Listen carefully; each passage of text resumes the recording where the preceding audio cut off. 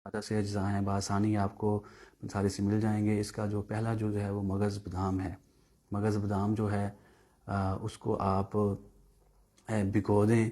रात को भिगो के 50 ग्राम मगज़ बादाम लें, उनको रात को भिगो के सुबह उसका छिलका उतार के उनको खुश्क कर लें।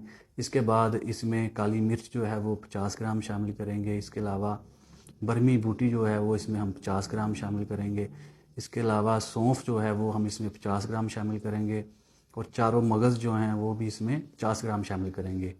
इसके अलावा 250 ग्राम इसमें हम मिश्री डालेंगे। जितनी बाकी की अद्वियात हैं, बाकी के अज्जा हैं, उसके बराबर जो है वो मिश्री डालेंगे। उसको अच्छी तरह से बारीक करके सफ़ूफ तैयार करेंगे और इसको किसी जार के अंदर डाल के तो महफूज करके रख लेंगे।